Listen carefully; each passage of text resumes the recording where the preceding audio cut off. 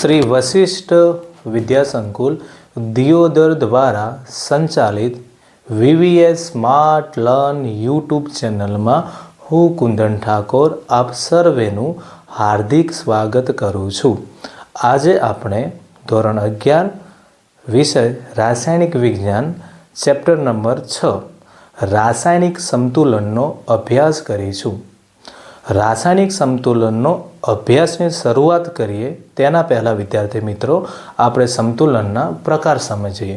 તો સંતુલનના બે પ્રકાર છે, એક છે ભૌતિક સંતુલન, એક છે વિદ્યાર્થી મિત્રો રાસાયણિક સંતુલન. જે ભૌતિક સંતુલન છે તો આપણે કઈ રીતે ઓળખી શકીએ કે આ પ્રકારની જે પ્રક્રિયા છે એ પ્રક્રિયા ભૌતિક સંતુલનની છે. તો આ પ્રકારના સંતુલનમાં પદાર્થની ભૌતિક અવસ્થાઓ શું થતી છે, બદલાતી છે. કહેવાનું મિનિંગ એ છે કે આમાં માત્ર જે પદાર્થ અથવા સંયોજન જે ભાગ લેતો હશે એની માત્ર શું બદલાશે, ભૌતિક અવસ્થા બદલાશે. તેમાં સંયોજનમાં પરમાણુ વચ્ચે રહેલા બંધોનું ખંડન કે સર્જન થતું નથી, માત્ર એની ભૌતિક અવસ્થા શું થાય, બદલાય.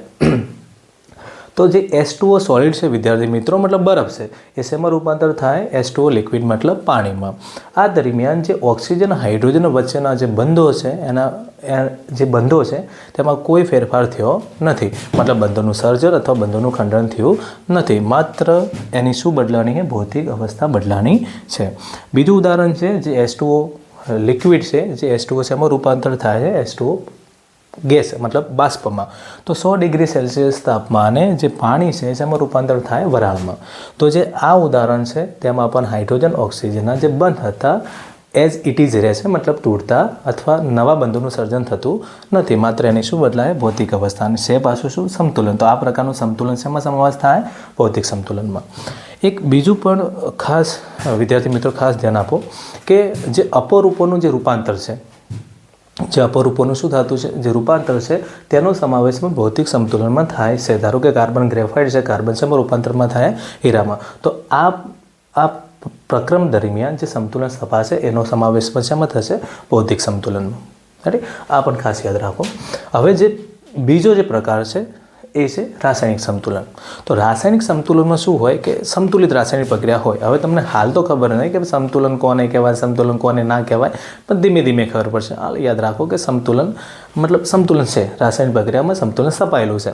તો તમને કઈ રીતે ખબર પડશે કે આ પ્રક્રિયા છે રાસાયણિક સંતુલનનું એક ઉદાહરણ છે. તો વિદ્યાર્થી મિત્રો આ પ્રકારની જે સંતુલિત પ્રક્રિયાઓ હશે જેમાં જે ભાગ લેતા અણુ પરમાણુ હશે એમના જે બંધો છે જૂના બંધોનું ખંડન થતું છે અને નવા બંધોનું શું થતું છે, સર્જન થતું છે. તો રાસાયણિક પ્રક્રિયા દરમિયાન જૂના બંધો તૂટતા હશે, નવા બંધો શું થતા હશે, બનતા હશે. તો ઉદાહરણ તરીકે N2 + 3H2 મતલબ નાઇટ્રોજન વચ્ચેનો જે બંધ હતો જૂનો, એ બંધનું શું થાય, ખંડન થાય. જે હાઇડ્રોજન હતા, હાઇડ્રોજન વચ્ચેનો જે બંધ હતો તેનું પણ શું થાય વિદ્યાર્થી મિત્રો, ખંડન થાય. અને હાઇડ્રોજન વચ્ચે એક નવો બંધનું શું થાય, નિર્માણ થાય. તો આ પ્રકારની જે સંતુલિત મતલબ આ પ્રકારની જે પ્રક્રિયામાં જ્યારે સંતુલન સ્થપાશે ત્યારે તે સંતુલનનો જે સમાવેશ કયા પ્રકારના સંતુલનમાં થશે, રાસાયણિક પ્રક્રિયા દરમિયાન. તો વિદ્યાર્થી મિત્રો કોઈ મોટી વાત નહીં, ભૌતિક સંતુલન અને રાસાયણિક સંતુલન તફાવત ઓળખો એકદમ સરળ છે. ઉદાહરણ તરીકે જો તમને ભૌતિક સંતુલનનું કોઈ ઉદાહરણ જોવા મળશે ત્યારે માત્ર અવસ્થા બદલાતી છે પણ સંયોજનમાં રહેલા પરમાણુ વચ્ચેના રાસાયણિક બંધોમાં કોઈ ફેરફાર થશે નહીં. જ્યારે એના વિરુદ્ધમાં રાસાયણિક સંતુલનમાં જ્યારે કોઈ સંતુલિત રાસાયણિક પ્રક્રિયા હશે એમાં જે પ્રક્રિયકોના જે જૂના બંધો છે તૂટતા હશે અને નવા બંધોનું શું થતું છે, સર્જન, જે નિપજમાં રૂપાંતર થશે ત્યારની વાત છે. તો આ જે પ્રક્રિયાનો સમાવેશ એમાં થાય રાસાયણિક પ્રક્રિયા. તો વિદ્યાર્થી મિત્રો ભૌતિક સંતુલન અને રાસાયણિક સંતુલન ઓળખવું એકદમ શું છે, સરળ છે. હવે આપણે તમે જે NCERTની આપણી ટેક્સ્ટ બુક છે તેમાં ભૌતિક સંતુલનનું સૌ પ્રથમ વર્ણન કરેલું છે. પણ વિદ્યાર્થી મિત્રો આજે આપણે ભૌતિક સંતુલન વિશે અભ્યાસ કરવાના નથી. આપણે જે સંતુલનનો અભ્યાસ કરવાના છીએ રાસાયણિક સંતુલન છે. હવે વાત એ છે કે જે રાસાયણિક સંતુલનનો જો તમારે અભ્યાસ કરવો હોય તો અમુક સંતુલનની વિશિષ્ટ બાબતો તમારે ધ્યાનમાં રાખવી પડે. તો કઈ બાબતો છે જે સંતુલન વિશે તમને ખ્યાલ હોવો જોઈએ. તો પહેલાં તો વાત એ છે કે તમને હાલ ખબર નહીં કે સંતુલન શું છે, સંતુલન કઈ રીતે સ્થપાય છે, કોઈ વાતની તમને ખબર નથી. તો તમે ઓવરઓલ એવું યાદ રાખો કે સૈદ્ધાંતિક મુદ્દો છે અને આપણે જે પણ વાક્યમાં લખવું એ તમે યાદ રાખજો કે સંતુલનમાં આ પ્રકારની બાબતો જોવા મળવાની છે. તો હા, તો એ પણ જોઈએ આગળ. તો વિશિષ્ટ બાબતો જોઈએ એના પહેલાં આપણે સમતુલન સમજવા માટે જે પ્રક્રિયા હોય છે પ્રક્રિયાનો પહેલાં પ્રકાર સમજીએ.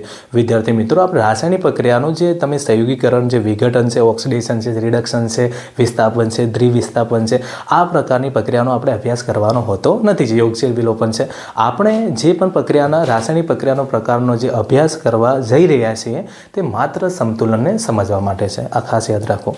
તો રાસાયણિક પ્રક્રિયાના વિદ્યાર્થી મિત્રો બે પ્રકાર છે. બરાબર? તો એક છે અપ્રતિવર્તિત પ્રક્રિયાઓ. તો વિદ્યાર્થી મિત્રો કોને કહેવાય અપ્રતિવર્તિત પ્રક્રિયાઓ? જે પ્રક્રિયાઓ વિદ્યાર્થી મિત્રો એક જ માર્ગે થાય, મતલબ પુરોગામી કાં તો માત્ર પ્રતિગામી, બંને દિશામાં થાય નહીં. તો જે એક જ માર્ગે થતી હોય એવી રાસાયણિક પ્રક્રિયાઓનો જે સમાવેશ છે શેમાં થશે? અપ્રતિવર્તિત પ્રક્રિયાઓમાં થશે, જે એક જ માર્ગે થશે. ઉદાહરણ તરીકે જે મિથેનનું દહન કરે, કાર્બનનું દહન કરો, તો આ બધી પ્રક્રિયાઓ છે જેમાં ઓક્સિજનની હાજરીમાં મિથેન છે, કાર્બન છે, એનું શું કરવામાં આવે? દહન કરવામાં આવે. તો જ્યારે તો મિથેનનું દહન કરવામાં આવે તો બે પ્રકારની નિપજો મળે છે. એ છે કાર્બન ડાયોક્સાઇડ અને એક છે પાણી. વિદ્યાર્થી મિત્રો, લોજિકલી વાત છે કે ભાઈ કાર્બન ડાયોક્સાઇડ છે અને પાણી એ કદી પણ ભેગા થઈને શું નહીં બનાવે?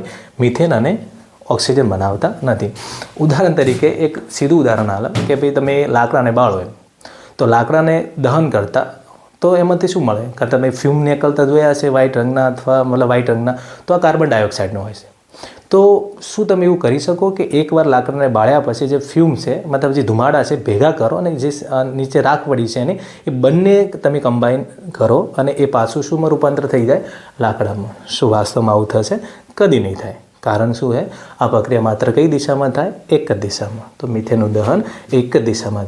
એટલા માટે આ પ્રક્રિયા જે છે એ શેમાં કયા પ્રકારમાં આવશે? અપ્રતિવર્તિત પ્રક્રિયાઓમાં આવશે. અને અપ્રતિવર્તિત પ્રક્રિયામાં એક તીર વડે, એક એરો વડે અપ્રતિવર્તિત પ્રક્રિયાને દર્શાવવામાં આવે. મતલબ આ એરો એ વાતની સાબિતી આપે છે કે આ એક જ દિશામાં પ્રક્રિયા થાય છે. વિદ્યાર્થી મિત્રો, બીજી પણ એક પ્રક્રિયાઓ છે જે અપ્રતિવર્તિત પ્રક્રિયાનું ઉદાહરણ છે. તમે કોઈ પણ પ્રબળ એસિડ લઈ લો, કોઈ પણ પ્રબળ શું લઈ લો? એસિડ. કોઈ પણ પ્રબળ શું લઈ લો? બેઝ. ધોરણ 10માં ભણી જાય, એસિડ બેઝ રિએક્શન કરે તો ક્ષાર અને શું આપે? પાણી આપે. તો તેનું એક ઉદાહરણ છે કે ધારો કે પ્રબળ એસિડ તરીકે હું HCl લઉં. શું લઉં? HCl. અને પ્રબળ બેઝ તરીકે શું લઉં? NaOH. જ્યારે HCl NaOH એકબીજા સાથે શું કરશે? રાસાયણિક પ્રક્રિયા કરશે ત્યારે શું બનાવશે વિદ્યાર્થી મિત્રો? ક્ષાર અને પાણી. NaCl મીઠું है, ક્ષાર है અને બીજું શું है? પાણી. વિદ્યાર્થી મિત્રો, આમાં એવું હોય છે કે તું એસિડ અને બેઝ બંને પ્રબળ હોય તો એનું આયનીકરણ 100% થાય. પ્રશ્ન થાય કે આયનીકરણ એટલે શું? તો આ જે HCl છે એ બે આયનોમાં તૂટશે, H+ અને Cl-. અને NaOH છે એ પણ બે આયનોમાં તૂટશે, Na+ અને OH-. H+ અને Cl-. તો આ સંપૂર્ણ આયનીકરણ થાય. મતલબ જેટલો તમે પ્રક્રિયક તરીકે પ્રબળ એસિડ લીધો હશે, પ્રબળ બેઝ લીધો હશે, સંપૂર્ણપણે વપરાઈ જાય અને સંપૂર્ણપણે શેમાં રૂપાંતર થાય? ક્ષાર અને પાણીમાં. વિદ્યાર્થી મિત્રો, આ એક જ દિશામાં થશે કારણ કે 100% પ્રક્રિયા પૂર્ણ થાય અને પ્રક્રિયામાં કોઈ પણ પ્રકારની પ્રક્રિયક વધતો નથી. એટલા માટે રેડી. તો આ જે પ્રક્રિયા છે એનું 100% આયનીકરણ થતું હોવાથી આ એક જ દિશામાં પ્રક્રિયા થશે. મતલબ આનો સમાવેશ શેમાં થશે? અપ્રતિવર્તિત પ્રક્રિયાઓમાં વિદ્યાર્થી મિત્રો થશે. કોઈ પણ પ્રબળ એસિડ લઈ લો, કોઈ પણ પ્રબળ બેઝ લેજો, જ્યારે બંનેની પ્રક્રિયા કરવામાં આવે તેનું 100% આયનીકરણ થતું હોવાથી NaCl અથવા H2O, મતલબ કહેવાનો મતલબ કોઈ બીજો એસિડ હશે, ક્ષાર અને પાણીમાં શું થાય? રૂપાંતર થાય. અને આ પ્રક્રિયાનો સમાવેશ શેમાં થાય? અપ્રતિવર્તિત પ્રક્રિયાઓમાં થશે. વિદ્યાર્થી મિત્રો, આજે આપણે જેનો અભ્યાસ કરવાના છીએ એ સંતુલન. સંતુલનમાં જે પ્રક્રિયાઓ થતી હોય છે, જ્યારે કોઈ રાસાયણિક પ્રક્રિયામાં સંતુલન સ્થપાય છે ત્યારે એ પ્રતિવર્તિત હોય છે. મતલબ પુરોગામી, પ્રતિગામી બંને માર્ગે પ્રક્રિયા થતી હોય છે. તો સ્વાભાવિક વાત છે કે આવી કોઈ પણ પ્રક્રિયાનો અભ્યાસ આપણે સંતુલનમાં કરવાના નથી અથવા રાસાયણિક સંતુલનમાં કરવાના નથી. તો કયા પ્રકારની જે પ્રક્રિયાઓ છે જેનો અભ્યાસ આપણે રાસાયણિક સંતુલનમાં કરીશું? તો આ અપ્રતિવર્તિત પ્રક્રિયા છે. તેના પછીની જે પ્રક્રિયા છે જેને આપણે શેના તરીકે ઓળખીશું વિદ્યાર્થી મિત્રો? પ્રતિવર્તિત પ્રક્રિયાઓ. ખાસ યાદ રાખો કે રાસાયણિક સંતુલનમાં આપણે જે પ્રક્રિયાઓનો અભ્યાસ કરવાના છીએ એ શું હશે? પ્રતિવર્તિત પ્રક્રિયાઓ હશે. તો આ પ્રક્રિયાઓ બંને દિશામાં થાય છે, મતલબ પુરોગામી અને પ્રતિગામી બંને દિશામાં પ્રક્રિયા થશે. પ્રતિવર્તિત પ્રક્રિયાને દર્શાવવા માટે આ પ્રતિવર્તિત રિવર્સિબલનું સાઇન છે એનો ઉપયોગ થાય છે. તો ઉદાહરણ તરીકે તમને આગળ પણ જોયું કે પ્રબળ એસિડ અને પ્રબળ બેઝ હતો. જેમ કે એનું 100% આયનીકરણ થતું હોવાથી એ સંપૂર્ણ પ્રક્રિયા શેમાં રૂપાંતર થઈ જતો નિપજ શું છે એ પણ તમને ખબર છે, ક્ષાર અને પાણી. પણ વિદ્યાર્થી મિત્રો, આ વખતે આપણે જેનું ઉદાહરણ ધ્યાનમાં લેવાના છીએ એ પ્રબળ એસિડ નહીં પણ નિર્બળ એસિડ છે. નિર્બળ એસિડનો જે વિયોજન અંશ છે અથવા આયનીકરણ જે થતું હશે બહુ ઓછું થતું. પ્રશ્ન થાય કે વિયોજન અંશ શું છે, તો થોડી શાંતિ રાખો. આપણે આગળ જેમ જેમ ચેપ્ટર આગળ વધશે ત્યારે તેનો અભ્યાસ આપણે કરીશું. હાલ પૂરતું યાદ રાખો કે 100% આયનીકરણ થતો નથી. આયનીકરણનો મતલબ શું? મતલબ પૂરેપૂરો દ્રાવ્ય નહીં થતો, અંશતઃ દ્રાવ્ય થાય એવું તમે હાલ પૂરતું વિચારી કહો. જ્યારે એસિડિક એસિડને, જ્યારે વિનેગરને પાણીમાં ઓગાળવામાં આવે, વિનેગર મતલબ એસિડિક એસિડ, જ્યારે પાણીમાં એને દ્રાવ્ય કરવામાં આવે તો સંપૂર્ણ દ્રાવ્ય થશે નહીં, અંતઃ દ્રાવ્ય થશે. એટલા માટે જે એસિટેટ આયન, હાઇડ્રોનિયમ આયન જે બનશે એ બન્યા પછી પ્રક્રિયા સંપૂર્ણ થશે ને તો થોડા સમય પછી પ્રક્રિયામાં નિપજ અથવા એ કહેવાનો મતલબ એસિટેટ આયન અને હાઇડ્રોનિયમ આયન બંને હાજર હશે અને પ્રક્રિયા સંપૂર્ણ નહીં થઈ એટલા માટે એસિડિક એસિડ અને પાણી પણ વિદ્યાર્થી મિત્રો પ્રક્રિયામાં શું હશે અથવા પ્રક્રિયા મિશ્રણમાં શું હશે? હાજર હશે. તો આ પ્રક્રિયા બંને દિશામાં થાય, પુરોગામીમાં જશે અને પ્રતિગામી જશે. તો એટલા માટે આ પ્રક્રિયાનો સમાવેશ શેમાં થશે વિદ્યાર્થી મિત્રો? ખાસ યાદ રાખો, પ્રતિવર્તિત પ્રક્રિયામાં. નંબર 2ની જે નાઇટ્રોજનની હાઇડ્રોજન સાથે પ્રક્રિયા કરી જે એમોનિયા બનાવવામાં આવે, આ વાસ્તવમાં હેબર વિધિ છે. જેમાં એફએ, ઉદ્દીપક, મોલિબ્ડેનમ, એનો મતલબ યાદ રાખો હાલ પૂરતું, તમારે એમાં કોઈ વધારે પડવાની જરૂર નહીં. પણ નાઇટ્રોજન હાઇડ્રોજન સાથે પ્રક્રિયા કરી અને શું બનાવશે? એમોનિયા બનાવશે. હેબર વિધિ કહેવાય. તો આ પ્રક્રિયા પણ શું છે? પ્રતિવર્તિત છે. મતલબ 100% થતી નથી. કેલ્શિયમ કાર્બોનેટનું જ્યારે વિઘટન કરવામાં, ગરમ કરો કેલ્શિયમ કાર્બોનેટનું વિઘટન થાય તો એમાંથી 2 નિપજ મળશે. કેલ્શિયમ ઓક્સાઇડ જે સોલિડ અવસ્થામાં હશે, નંબર 2 કાર્બન ડાયોક્સાઇડ એ જે બહાર નીકળશે, ઉત્પન્ન થાય. તો આ પ્રક્રિયા પણ વિદ્યાર્થી મિત્રો કયા પ્રકારની છે? પ્રતિવર્તિત. કઈ રીતે ખબર પડે? તો જ્યાં ચિહ્ન લખેલું હોય પ્રતિવર્તિત તેના પરથી. તો આ જે 3 પ્રક્રિયાઓ લખી, બીજી અસંખ્ય પ્રક્રિયાઓ છે જે પ્રતિવર્તિત છે. દરેક પ્રક્રિયાનો સમાવેશ એ આપણે રાસાયણિક સંતુલનમાં થશે. તો અવારનવાર આ 3 ઉદાહરણો જોવા મળવાના છે. એના સિવાયના પણ ઉદાહરણો તમને રાસાયણિક સંતુલનમાં જોવા મળશે. હવે વિદ્યાર્થી મિત્રો, એક વસ્તુ ખાસ યાદ રાખો કે જો કોઈ રાસાયણિક પ્રક્રિયા તમે તેનો અભ્યાસ કરતા હોય અને એમાં એક જ એરો મારેલો હોય તો તમારે સમજી દેવાનું કે આ અપ્રતિવર્તિત છે. જે 10માનું નોલેજ છે, ઓલરેડી ખબર છે, પણ બેઝિકતાથી ચાલુ કરીએ. બેઝિકતા મતલબ એસિડિકતા બેઝિકતા નહીં, પણ બેઝિકથી ચાલુ કરીએ જેથી તમને ખબર પડે કે પ્રતિવર્તિત અપ્રતિવર્તિત શું છે. જે ના ખબર હોય વિદ્યાર્થીને પણ ખબર પડે. તો એક જ એરો મારેલો હોય તો તમારે શું સમજવાનું? એને પ્રતિવર્તિત નહીં, અપ્રતિવર્તિત સમજવાનું. અને જો ડબલ ચિહ્ન અથવા ડબલ એરો મારેલો છે તો એને સમજવાનું તમારે શું? પ્રતિવર્તિત પ્રક્રિયાઓ. તો કયા પ્રકારની પ્રક્રિયાનો સમાવેશ સંતુલનમાં, રાસાયણિક સંતુલનમાં થશે? પ્રતિવર્તિત કે અપ્રતિવર્તિત? તો દરેકને ખબર હશે કે શું હશે? પ્રતિવર્તિત. તો આટલું ખાસ યાદ રાખો. હવે જો વિદ્યાર્થી મિત્રો, રાસાયણિક સંતુલનની શરૂઆત કરીએ આપણે. પણ એના પહેલાં સંતુલનમાં કઈ બાબતો જે થતી હશે, જે કોઈ પણ સંતુલનમાં જોવા મળશે, અથવા કઈ બાબતો છે જેથી આપણે સંતુલનને ઓળખી શકીએ, તો એને વિશેષ બાબતોનો આપણે અભ્યાસ કરીશું. પહેલી વાત તો એ કે સંતુલન શું છે તમને એટલી બધું હાલ પૂરતો ખ્યાલ નથી.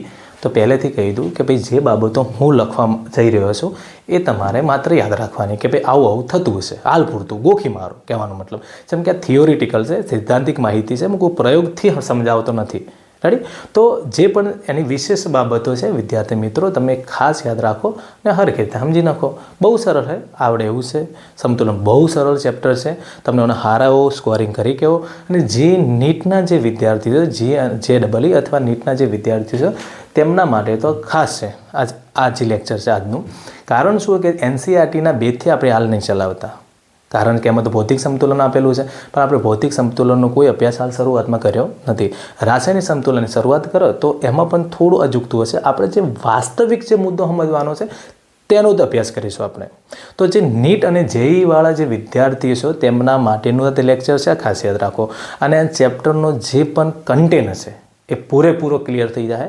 પણ જ્યાં સુધી આ ચેપ્ટરનું આ તો પહેલું લેક્ચર છે અને જ્યાં સુધી આ લેક્ચર ચાલશે ત્યાં સુધીના દરેક વિડીયો જ્યારે તમે જોશો ત્યારે સમતુલન વિશે હું ગેરંટી આપું છું કે કોઈ પ્રકારનો ડાઉટ રહેશે નહીં. થોડી કેલ્ક્યુલેશન છે, સાદુરૂપ પણ છે.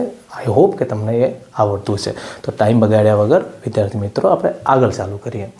તો સમતુલનની વિશિષ્ટ બાબતો છે તો તમારે યાદ રાખવી પડશે. તો શરૂઆત કરીએ આપણે.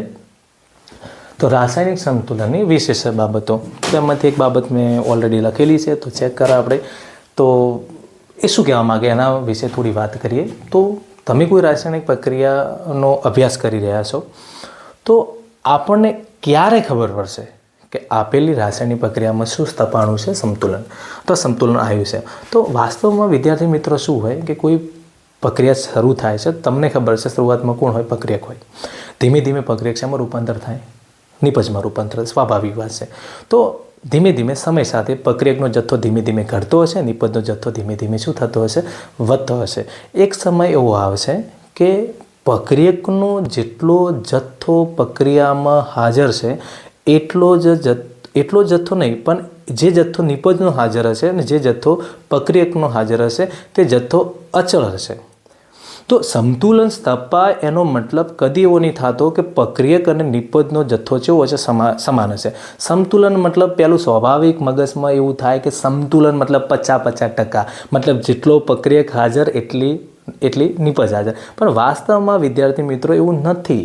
સમતુલન કોઈ પણ અવસ્થાએ સ્થપાઈ કે ખાલી 0% અને 100% એ ના સ્થપાઈ કે 0% મતલબ પ્રક્રિયાની શરૂઆત જ નહીં થઈ, 100% મતલબ પ્રક્રિયા શું થઈ જઈએ? પૂર્ણ થઈ ગઈ. એના સિવાયના વચ્ચેના તબક્કામાં કોઈ પણ તબક્કાએ સમતુલન સ્થપાઈ શકે. ઉદાહરણ તરીકે ધારો કે સમતુલન 20% સ્થપાણું. સમતુલન 20% સ્થપાનું હોય તો 20% જે પ્રક્રિયક છે શેમાં રૂપાંતર પામે? વિદ્યાર્થી મિત્રો નિપજમાં. તો પ્રક્રિયક 80% બાકી, નિપજ કેટલો બન્યો? 20%. તો આ જે સમતુલન છે તો 20% પણ સમતુલન સ્થપાઈ કે 50% સમતુલન સ્થપાતું છે તો 50% પ્રક્રિયક હાજર હશે, 50% નિપજ હાજર હશે. 70% સમતુલન સ્થપાનું હશે તો 30% પ્રક્રિયક હાજર હશે અને 70% શું હાજર હશે? વિદ્યાર્થી મિત્રો નિપજ હાજર હશે. પણ એક વસ્તુ ખાસ છે કે જ્યારે સમતુલન સ્થપાશે વિદ્યાર્થી મિત્રો ત્યારે પ્રક્રિયક અને નિપજની બંનેની સાંદ્રતા અચળ થાય. અચળનો મતલબ છે હવે બદલાશે નહીં. તાપમાન અચળ લાગતું, તાપમાન ના બદલતા. શા માટે તાપમાન નહીં બદલતા? એના માટે થોડી રાહ જુઓ. પણ અચળ તાપમાને પ્રક્રિયક અને નિપજની સાંદ્રતા કેવી થઈ જાય? અચળ થાય, મતલબ બદલાતી નથી. ત્યારે શું સ્થપાનું કહેવાય? સમતુલન. તો આઈ હોપ ખબર પડી છે કે કોઈ પ્રક્રિયા થતી છે, પ્રક્રિયા આગળ વધે છે, એ પ્રક્રિયા 1%થી મતલબ 0થી આગળ અને 100થી નીચે કોઈ પણ ટકાવારીમાં પ્રક્રિયા અટકી કેનો મતલબ એવો થાય કે પ્રક્રિયક અને નિપજનો જથ્થો વિદ્યાર્થી મિત્રો જેવો થઈ ગયો છે? અચળ થઈ ગયો છે. રાઈટ. તો કોઈ પણ રાસાયણિક પ્રક્રિયામાં પ્રક્રિયક અને નિપજનો જથ્થો કેવો થઈ જાય વિદ્યાર્થી મિત્રો? અચળ થઈ જાય. તો શું સ્થપાનું કહેવાય? સમતુલન. તો જ્યારે રાસાયણિક પ્રક્રિયા દરમિયાન નિપજ અને પ્રક્રિયકની સાંદ્રતા અથવા તેનો જથ્થો કેવો થઈ જાય? અચળ થઈ જાય અથવા અચળ રહે ત્યારે સમતુલન સ્થપાયું છે તેમ તમે કહી શકો. એકદમ સરળ છે, આ ખાસ યાદ રાખો. નંબર 2, તો એક વિશેષ બાબત એટલી યાદ રાખો કે કોઈ રાસાયણિક પ્રક્રિયક અને નિપજનો જથ્થો કેવો થઈ જાય? અચળ થઈ જાય, બદલાય નહીં. આપેલા તાપમાને ખાસ યાદ રાખજો. તો પછી એ શું થાય? તો મતલબ સમતુલન સ્થપાણું કહેવાય. એ પ્રકારે તમે કહી શકો. નંબર 2, સમતુલનમાં પુરોગામી અને પ્રતિગામી પ્રક્રિયાનો વેગ કેવો થાય? સમાન થશે. પ્રશ્ન એ થાય કે પુરોગામી પ્રક્રિયાનો વેગ અને પ્રતિગામી પ્રક્રિયાનો વેગ એટલે શું થાય? જે રીતે ઓટોમોબાઈલમાં જે સ્થાનાંતરમાં વેગ, ઝડપ હોય છે એ ટાઈપનું થશે. મતલબ પ્રક્રિયક શેમાં રૂપાંતર થતું છે? નિપજમાં. તો જેટલા ઓછા સમયમાં પ્રક્રિયક શેમાં રૂપાંતર થાય વિદ્યાર્થી મિત્રો? નિપજમાં. તો એનો પ્રક્રિયા વેગ કેવો હશે? વધારે હશે. તો ઓટોમોબાઈલ જેવું છે જે તમે ફિઝિક્સમાં ભણતા હશો, જે વેગ છે એ ટાઈપનું થશે. મતલબ સમય પ્રક્રિયકમાંથી નિપજ જવા માટે સમય થોડો વધારે હોય તો પ્રક્રિયા વેગ પણ કેવો હોય? ઓછો હોય. તો આપણે વિદ્યાર્થી મિત્રો પહેલેથી જ વાત કરી નાખ્યા કે ભાઈ કોઈ પણ સમતુલન સ્થપાતું છે એમાં પુરોગામી હોય અને પ્રતિગામી હોય.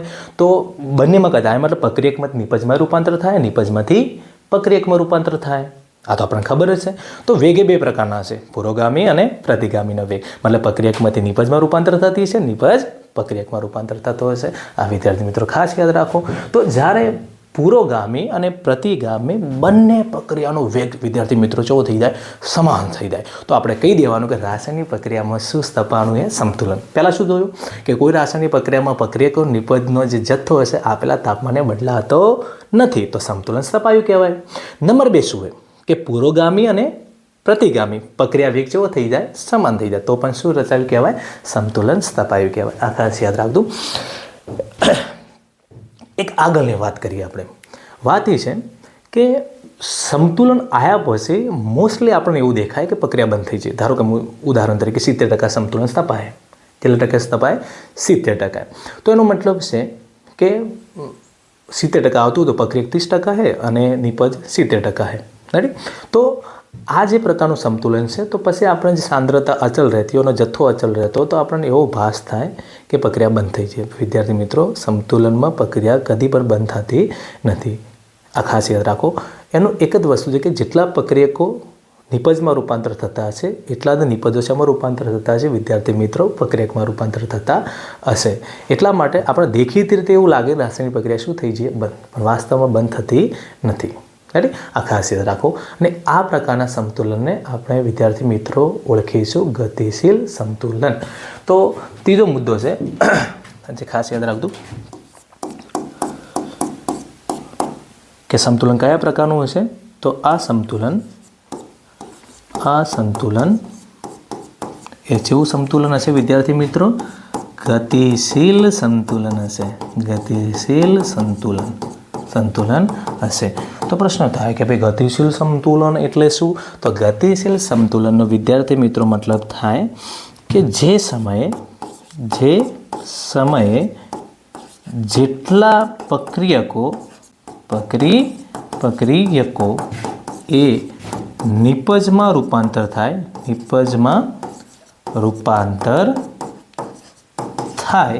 તે જ સમયે, ખાસ યાદ રાખજો વિદ્યાર્થી મિત્રો, તે જ સમયે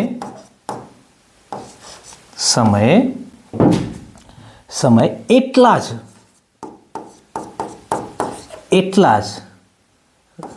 અથવા એટલી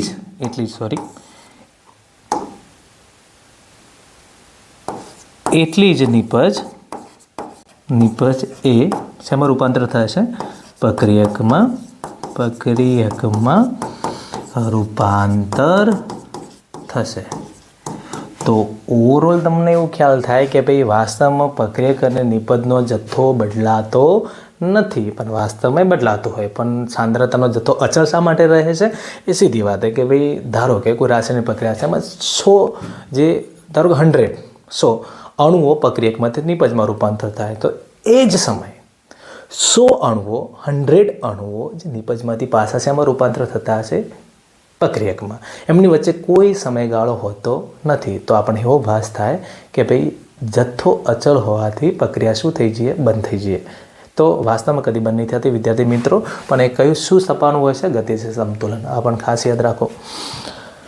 હવે આપણે થોડા આલેખ પરથી અભ્યાસ કરીએ કે ગતિશીલ સંતુલન એ શું છે, અથવા આ જે 3 મુદ્દા ભણ્યા છે એ પણ શું છે એની વાત કરીએ.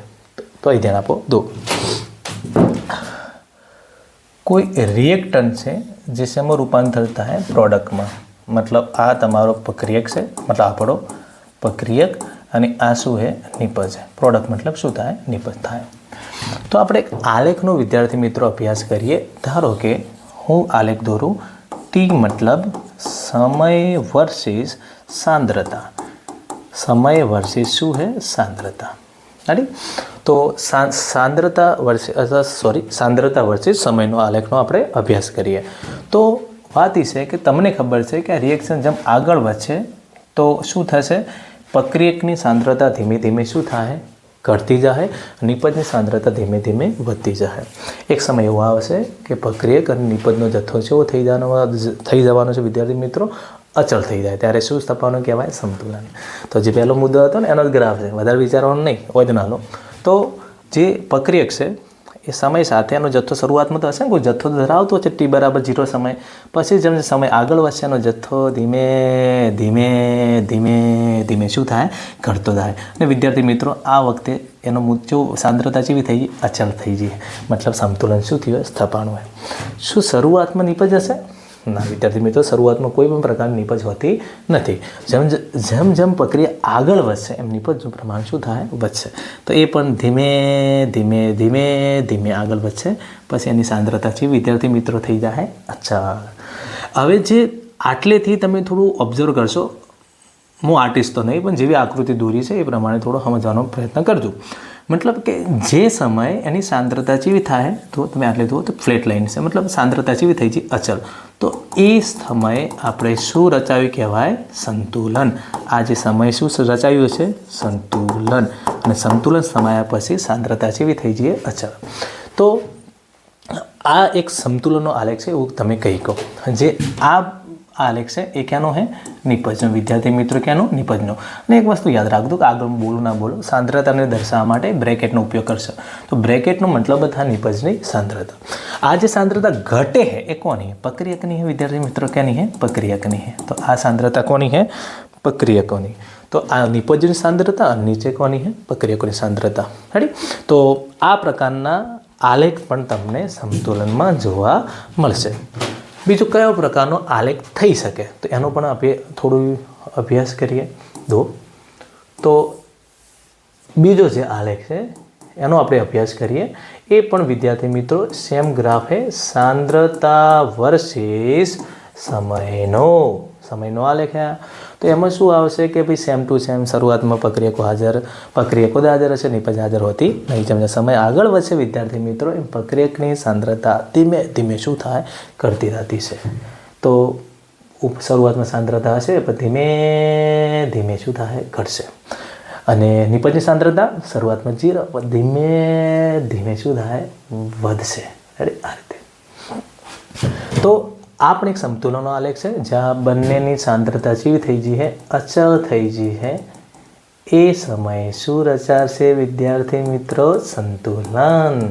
હવે ધ્યાન લો, બીજો કયો પ્રકારનો આલેખ પોસિબલ હોય શેમાં, સંતુલનમાં. તો ધ્યાન લો, તો સંતુલનમાં બીજો જે આલેખ પોસિબલ છે એ આ પ્રકારનો છે, સેમ ટુ સેમ.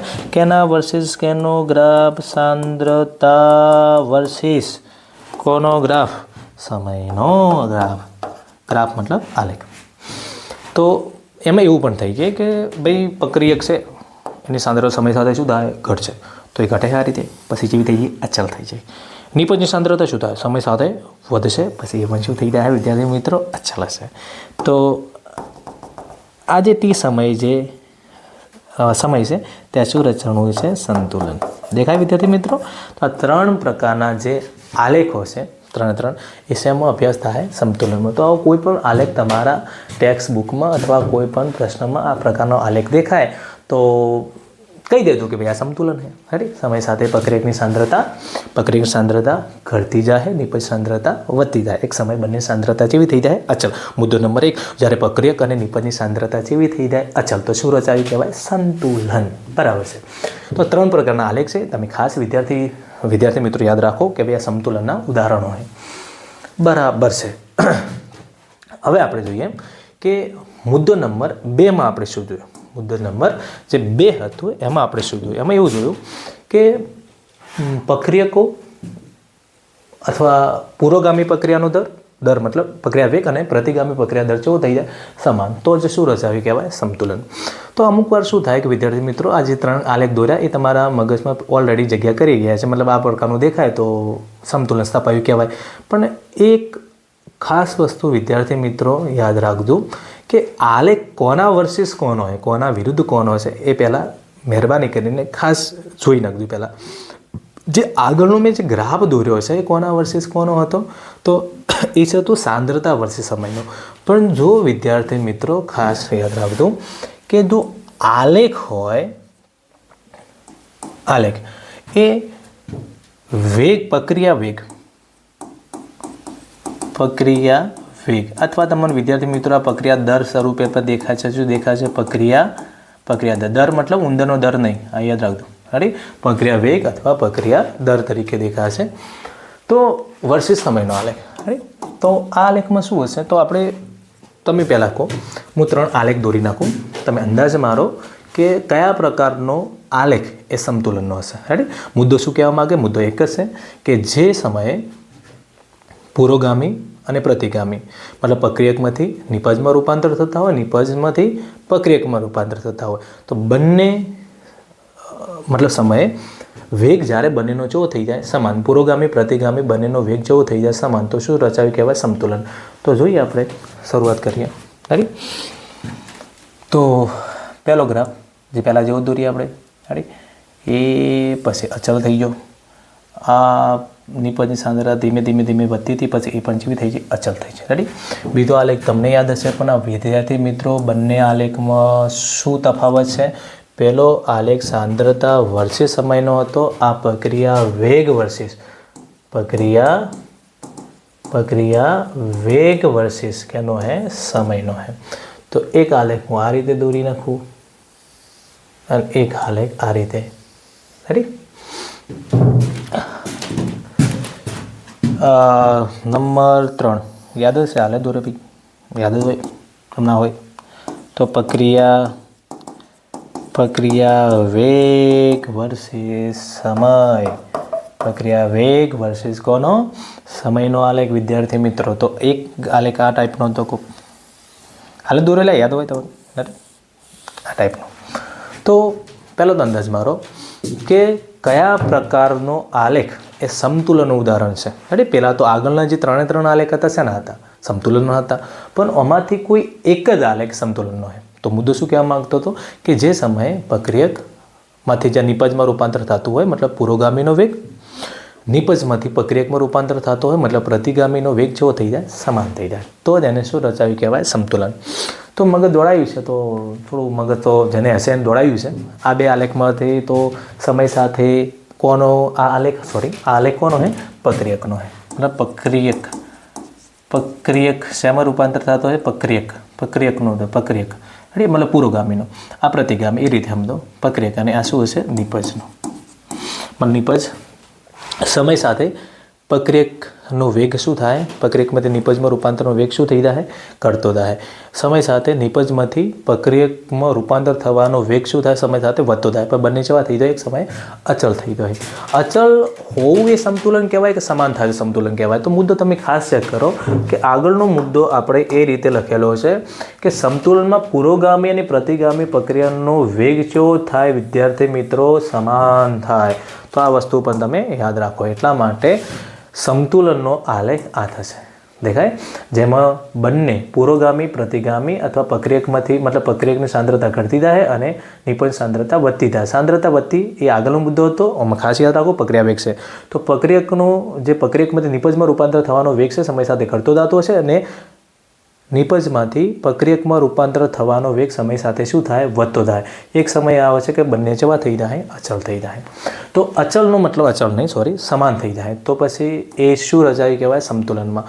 આમાં બંનેમાં પ્રક્રિયા વેગ પુરોગામી પ્રતિગામીના સમાન, તો અચળ તો થાય છે પણ બંને જેવા હોય અલગ અલગ. પણ સમતુલન તો ત્યારે કહેવાય જ્યારે પુરોગામી પ્રક્રિયા દર અને પ્રતિગામી પ્રક્રિયા દર કેવો રહે, સમાન રહે. બરાબર છે. આલેખ વિશે આપણે સમજી જાય છે. તો આ રીતે તમે આલેખ કયા પ્રકારનો છે, પુરોગામી મતલબ પ્રતિગામી પ્રક્રિયા દર સમાન થાય તો જ સમતુલન રચાયું કહેવાય. આગળનો જે આલેખ હતો એ પણ વિદ્યાર્થી મિત્રો ખાસ યાદ રાખો, એ સાંદ્રતા વર્ષી સમયનો હતો. અને વિદ્યાર્થી મિત્રો જે આ આલેખ છે એ પ્રક્રિયા વેગ વર્ષી સમયનો છે. અને એમાં આ જ ઉદાહરણ માત્ર સમતુલનનું છે. આ બે ઉદાહરણ સમતુલનના નથી, ખાસ યાદ રાખજો. હવે આગળ જઈએ આપણે વિદ્યાર્થી મિત્રો. તો બીજી એક મહત્ત્વની વાત કે સમતુલન પ્રક્રિયકમાંથી નિપજ તરફ જતાં તમે ચકાસો અને ઉલટું વિચારો, એના કરતાં ઉલટું મતલબ પ્રતિગામી નિપજમાંથી શેના તરફ જતાં, પ્રક્રિયક તરફ જતાં સમતુલન વિચારો. તો જોવા જેવી બાબત એ છે કે બંને કિસ્સામાં સમતુલન સમાન રીતે તપાસે. પુરોગામીથી પ્રક્રિયકમાંથી નિપજ તરફ દો કે નિપજમાંથી પ્રક્રિયક તરફ દો, પુરોગામી દો કે પ્રતિગામી દો, બંને દિશામાંથી સમતુલનનો અભ્યાસ કરો તો બંને દિશામાં સમતુલન શું સ્થપાશે? સમાન રીતે સ્થપાશે. તો મુદ્દા નંબર 4 તો આપણે આ રીતે લખીએ કે પુરોગામી દિશામાંથી કે પ્રતિગામી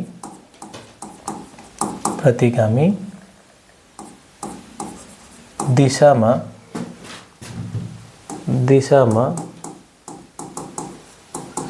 સંતુલનનો અભ્યાસ કરવામાં આવે તો બંને કિસ્સામાં સંતુલન સમાન રીતે સ્થપાશે. આ ખાસ યાદ રાખો. રેડી? પુરોગામી દિશામાંથી કે પ્રતિગામી દિશામાં સમતુલનનો અભ્યાસ કરવામાં આવે તો બંને કિસ્સામાં સંતુલન શું રચાશે? સમાન રીતે સ્થપાશે, સમાન રીતે રચાશે. ઉદાહરણ તરીકે હું એક ઉદાહરણ ધ્યાનમાં લઉં. ધારો કે H2 ગેસની રિએક્શન I2 ગેસ સાથે કરાવવામાં આવે. ખરી? તો એમાંથી બનશે શું? 2HI gas. 2H આમ તો વાસ્તવમાં આયોડિન સોલિડ હોય છે, યાદ રાખતું. તો આ રિએક્શન છે, એમાંથી H2 I2 ભેગા થઈને 2HI ગેસ બનાવે. અને આનો જો હું આલેખ દોરું તો આનો આલેખ લગભગ કોઈ આ પ્રકારનો હોય છે કે પ્રક્રિયકની સાંદ્રતા ધીમે ધીમે શું થતી છે? ઘટતી થતી છે. નિપજની સાંદ્રતા ધીમે ધીમે શું થતી છે? વધતી થતી છે. એક સમય જેવી થઈ જાય અચળ. જ્યારે અચળ આવશે ત્યારે એ સમય શું રચાવી કહેવાય? વિદ્યાર્થી મિત્રો, સંતુલન. આ કોના વર્સિસ કોનો ગ્રાફ છે? આઈડિયા આવી ગયો છે કે સાંદ્રતા વર્સિસ શું है? સાંદ્રતા વર્સિસ શું है? સમયનો આલેખ है. આપણે યાદ રાખો. તો આ આનો ગ્રાફ है. હવે તો આ જ પ્રક્રિયા જે ઉપર લખેલી છે એને હું આ પુરોગામીને ઉલટી દઉં, પ્રતિગામી સ્વરૂપે લખું તો શું થાય કે 2HIનું શું થતું હશે? વિઘટન થતું હશે. તેમાંથી શું મળશે? H2 ગેસ વત્તા I2 ગેસ. આપણે યાદ રાખતું. તો જો આનો હું આલેખ દોરું, આનો હું શું કરું? આલેખ દોરું વિદ્યાર્થી મિત્રો. તો કોઈ એનો આલેખ આ ટાઈપનો હશે. ધારો કે હું થોડો આલેખ અલગ રીતે દોરું છું, એ પણ યાદ રાખું. આ ટાઈપ. રેડી? તો કેના વર્સિસ કેનો ગ્રાફ है? તો સાંદ્રતા વર્સિસ વિદ્યાર્થી મિત્રો સમયનો આલેખ છે આ. હવે સમય સાથે પ્રક્રિયકની સાંદ્રતા શું થતી છે? ઘટતી હશે. નિપજની સાંદ્રતા સમય સાથે શું થતી છે વિદ્યાર્થી મિત્રો? વધતી હશે. ખરી? આ રીતનો ગ્રાફ મળશે. બરાબર. ગ્રાફનો હું આર્ટિસ્ટ છું નહીં કે કમ્પ્લીટ ગ્રાફ આવે, પણ તમે સમજી કહેતા હશો હું શું કહેવા માગું છું. રેડી? આમાં જે પ્રક્રિયક હતો એ વિદ્યાર્થી મિત્રો કોણ હતું? તો દરેકને ખબર છે એમાં I2 અને H2ની સાંદ્રતા હતી વિદ્યાર્થી મિત્રો. મતલબ પ્રક્રિયકની આની વાત છે વિદ્યાર્થી મિત્રો, આની વાત છે. રાઈટ? હાલો અલગ કલર વડે અને દર્શાવે એટલે તમને શું ભૂલ ના પડે. દેખાય? આ દેખાય જે આ આલેખ છે એની વાત છે. એ કેનો આલેખ છે? I2 વત્તા H2નો. રાઈટ? મતલબ પ્રક્રિયક છે. આના શું છે? પ્રક્રિયક છે. નંબર 2 જોઈએ આપણે.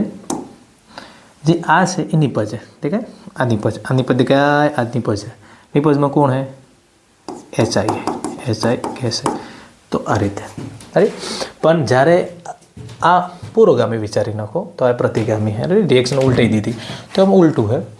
આ જે પ્રક્રિયકોમાં કોણ હશે? તો પ્રક્રિયક હશે કોણ? તો HI. અરે શું છે? HI.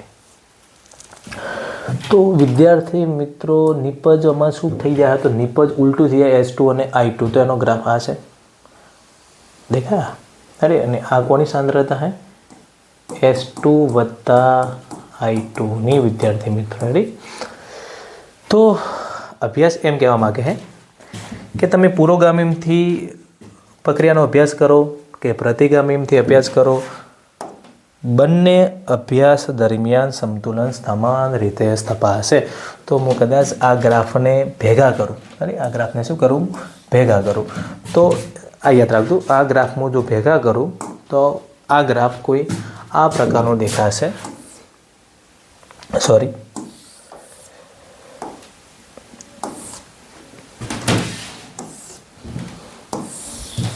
રેડી. તો એક્સ અક્ષ એવું વિચારો તો सांद्रता वर्सेस નો ગ્રાફ है, સમયનો ગ્રાફ है. તો શરૂઆતમાં કોઈક આ ટાઈપનું હતું, પ્રક્રિયકની સાંદ્રતા ઘટતી હતી, ઘટ્યા પછી જેવી થઈ જાય અચલ થતી. શરૂઆતમાં તો ઉલટી દિશામાં કરો તો 0 થઈ જતી. રેડી, પાછળ જોઈ લેવું એવું હોય તો. રેડી, અને શરૂઆતમાં સાંદ્રતા વધતી છે પછી એ પણ જેવી થઈ જાય અચલ થઈ જાય. અચળ થયા પછી શરૂઆતમાં તો ઉલટી દિશામાં પ્રારંભિક જથ્થો હશે, જેમ કે આ પ્રક્રિયક બની જવાનો છે એટલા માટે. તો ખબર નહીં આવો સમથિંગ ગ્રાફ જોવા મળશે. તમે તો આના બંને ગ્રાફને ભેગા કરવાનો ટ્રાય મારો, એટલે જાણ ભાઈ આ બંને ગ્રાફને ભેગા કરવાનો ટ્રાય મારો, દેખાય તો આ ટાઈપનો કોઈ ગ્રાફ બનવાનો છે. તો આ છે નીચે તરફ જાય છે, દેખાય એ 0 થાય. રેડી, એ 0 થાય.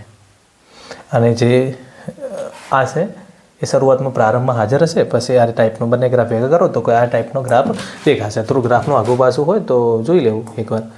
બાકી આ એવું કહેવા માગે છે કે તમે પુરોગામીથી અભ્યાસ કરો કે પ્રતિગામીથી અભ્યાસ કરો, સમતુલનમાં કોઈ ફરક પડતો નથી. ખરી, બંને સમયે સમતુલન સમાન રીતે સ્થપાશે. બંને કિસ્સામાં સમતુલન જેવું સ્થપાશે, સમાન રીતે સ્થપાશે. આ વિદ્યાર્થી મિત્રો ખાસ યાદ રાખો. બરાબર છે. હવે આપણે સમતુલનનો થોડું આગળ અભ્યાસ કરીએ કે ભાઈ સમતુલન સ્થપાય છે તો સાંદ્રતા અથવા જથ્થો અચળ થાય તો તમે સમજી કહો કે સમતુલન સ્થપાણું છે. પણ એક ખાસ વિદ્યાર્થી મિત્રો એ પણ યાદ રાખજો કે સમતુલન સ્થપાય. ખરી, તો મુદ્દો નંબર 5 કે સમતુલનને સાંદ્રતા, વાયુ હશે તો દબાણ, ભૌતિક સમતુલનમાં જોવા મળશે રંગની તીવ્રતા જ્યારે અચળ થાય છે, જ્યારે શું થાય અચળ થાય છે ત્યારે સમતુલન સાંદ્રતા, દબાણ અથવા રંગની તીવ્રતા શું થાય અચળ થાય છે. જ્યારે અચળ થાય છે ત્યારે તે રચાય છે. ત્યારે તે શું થાય છે રચાય છે. આ પણ વિદ્યાર્થી મિત્રો તમે ખાસ યાદ રાખો.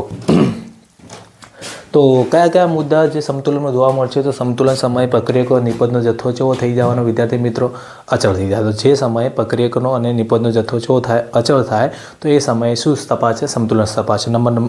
મુદ્દો નંબર 2 કે પુરોગામી પ્રક્રિયાનો દર અને પ્રતિગામી પ્રક્રિયાનો દર કેવો થઈ જાય સમાન થાય તો શું રચાય સમતુલન સ્થપાય. મુદ્દો નંબર 3 વાસ્તવમાં જે સમતુલન હોય છે ગતિજ સમતુલન હોય છે, મતલબ જે સમયે પ્રક્રિયકમાંથી જેટલો જથ્થો નિપજમાં રૂપાંતર થયો હશે એ જ સમયે નિપજમાંથી પાછો શેમાં રૂપાંતર થયો છે પ્રક્રિયકમાં. મતલબ 100 અણુ પ્રક્રિયકમાંથી નિપજમાં રૂપાંતર થયા છે તો એ જ સમયે 100 અણુ નિપજમાંથી પાછા શેમાં રૂપાંતર થયા છે પ્રક્રિયકમાં. તો એ પણ તમે ખાસ યાદ રાખજો. એટલા માટે આ સમતુલન એ ગતિશીલ સમતુલન છે.